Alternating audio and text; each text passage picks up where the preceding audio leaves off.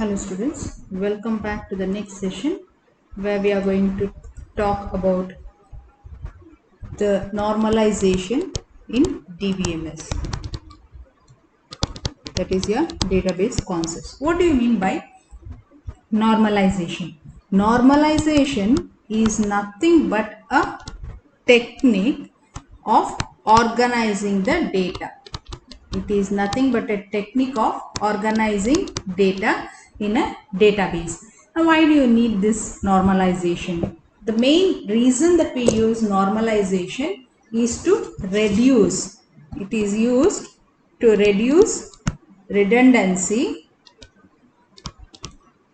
It is used to reduce redundancy and also to avoid errors in design.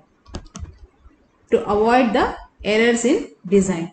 Now, what is meant by this redundancy? Redundancy means it's nothing but the information is stored many times in the database, that is duplicate. Redundancy means duplicate.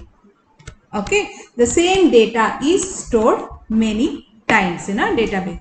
So what are the problems that you have with this redundancy? What happens when you have many records, duplicate records, the same name repeated many times in the database? What happens here?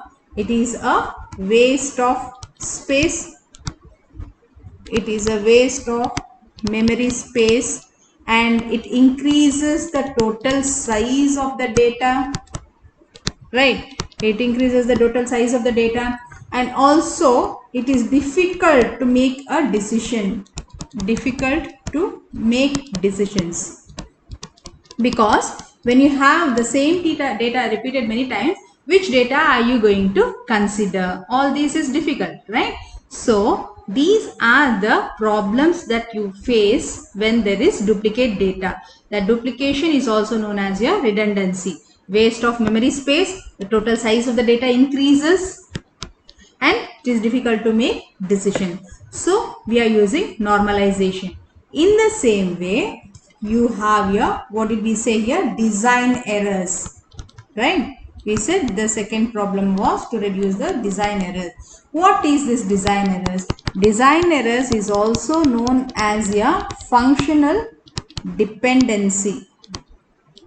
Functional dependency.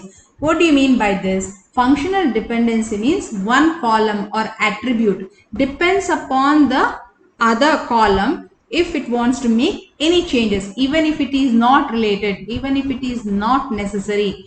It is similar, like for example, let us take at home, there are many members in your family and you want, as soon as you get up in the morning, you want to brush your teeth, wash your face. Whose responsibility is that? It is your responsibility. You are supposed to make that decision. You have to go and do that work. But you are going to ask the permission of another person. It is not necessary to ask the permission from somebody else at home to wash your face, to brush your teeth, right? In the same way here, to do some work, a column requires the permission of another column which is not related, which is not necessary at all. So to avoid this type of errors also, we make use of normalization. In this, if the relations are normalized, when you are saying relations, nothing but a table, if it is normalized, then you are not going to lose any data and also you need not depend upon others also to a certain extent. So what are the general operations that you are going to perform? The general operations that you will be perform on any data or you have a table is you are inserting the data, you can delete the data or you can update the data. These are the changes that you are going to make. Okay, that is about your normalization and there are six different forms of normalization. That is first normal form, second normal form, third. In this way you have many normal forms, but that is not necessary for you in the syllabus from the examination point of view. So let us not go into that. Okay, so the next one, the next session of this database concepts is the entity relationship. It is also known as a ER model. Entity relationship model. Now what is this entity relationship model? We'll go through. And first, before we start this, we need to know what are the components that are used in this entity relationship model or ER model. In this, you have three components, that is the entities, relationships and attributes. They are the three components that are used to describe the data used for your information processing. Okay, now let us go one by one as to what you mean by this components. The first one is entity. What is this entity? Entity means it is a real world object. Entity is nothing but a real world object or a concept about which the data is stored. As we said, entity relationship model. Model means the diagrams here showing in the form of diagram. So this is a symbol, that is the rectangle is the symbol that represents your entity. Rectangle represents your entity. And next is your attributes. Attributes means it specifies the characteristics. It specifies the properties or characteristics of the entity. So the symbol used is your oval. Oval is a symbol which are used to represent your attribute. Okay, and next is your relationship. Sorry.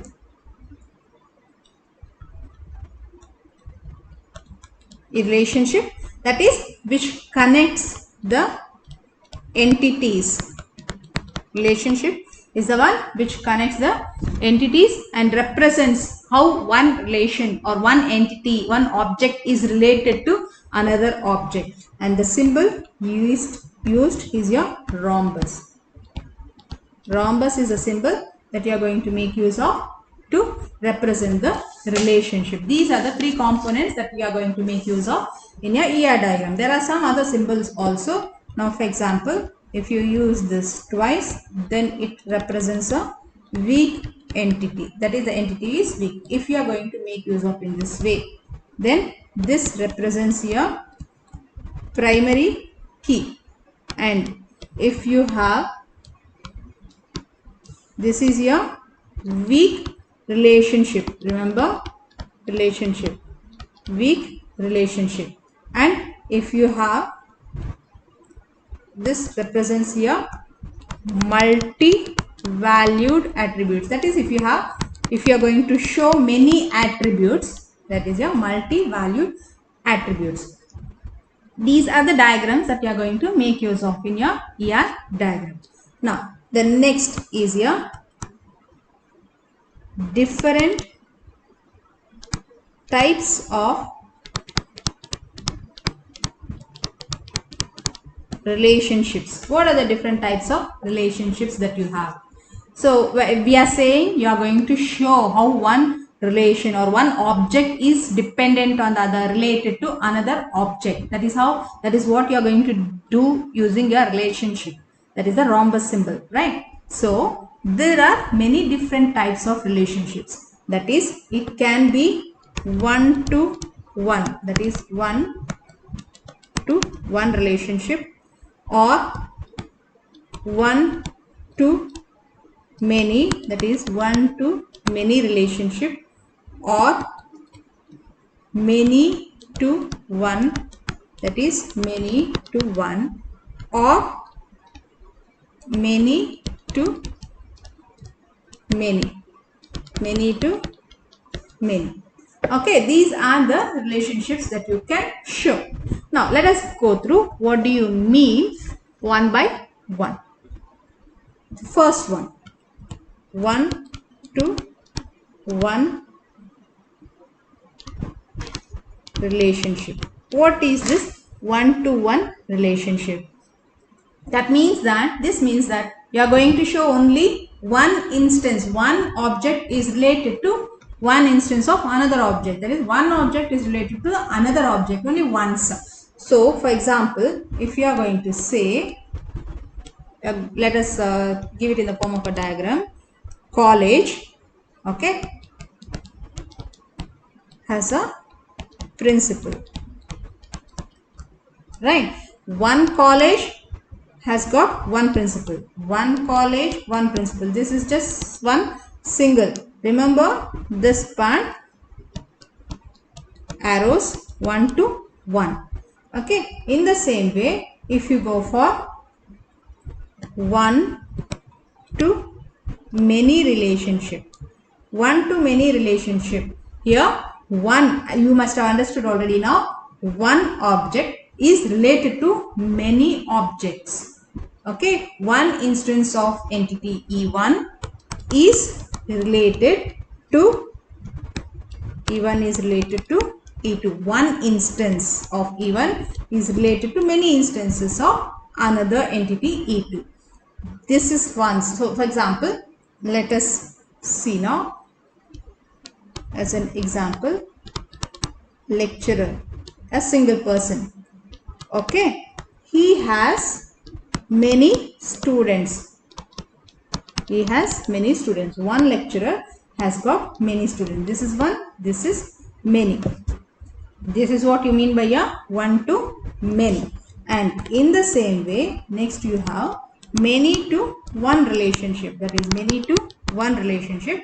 Here, one instance of entity E2 is associated with 0, 1 or more instances of another entity. Now, if you are going to give an example here, let us say students. Students, remember this is many. Okay, they have got one course. This is one. Course is one, students are many. Right? Many to one. That is, if it is PCMC. There are many students in PCMC. Well, this is what you mean by your many to one relationship. And next, you have your many to many relationship. Many to many. That is, one instance of entity E1 is may be associated with 1, 0 or many instances of another entity E2. E1, E2, many to many. This is also many and this is also many. For example, students. Again, when we say students, it is many. And here in this you have projects. Again, this is also many.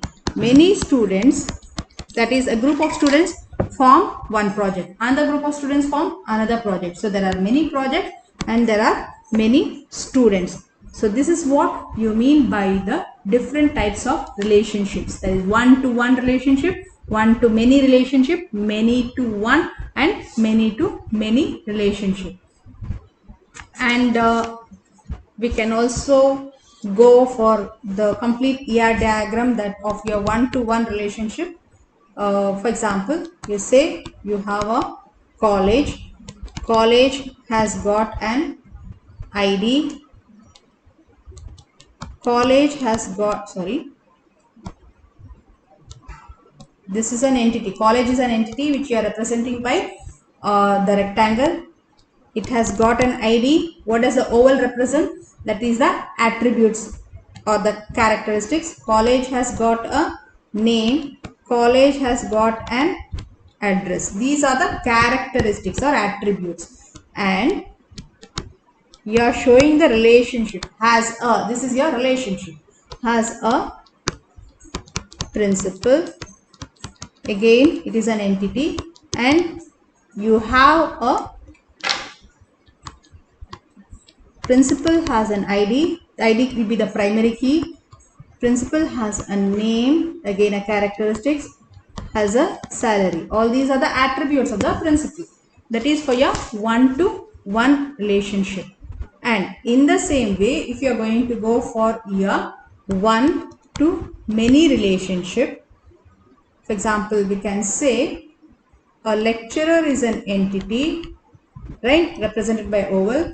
Again, he has got many characteristics like ID, name, the subject he teaches, he or she teaches, and the lecturer takes class, right? Takes class for who? Whom does he take? Whom do they take the class for?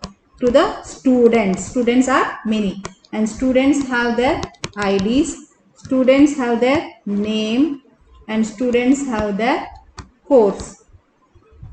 Right? This is for your one to many, and many to one. Many to one. If you want to show this, then we say many students. When we are saying many students, this is you are going to represent it in this way. Many students have got their IDs. Again, this is a primary key. And many students name. Combination is single, right? And what do? They learn. Right? They learn. Many students. So this is again, as we said, is a weak relationship. It is a weak relationship, and they have many courses. They study many courses, and again the courses have got their ID, the courses have got their name and type. These are the characteristics. And again you have many to many relationship. Many to many. In this again we say students have got their ID, have got their name, their age, and they work for, sorry, it's an entity. They work for projects, and projects has got its own IDs. It has got a cost. It has got a type. Okay, this is how you are going to do your ER diagrams for different types of relationships. So let us end this session now. Thank you.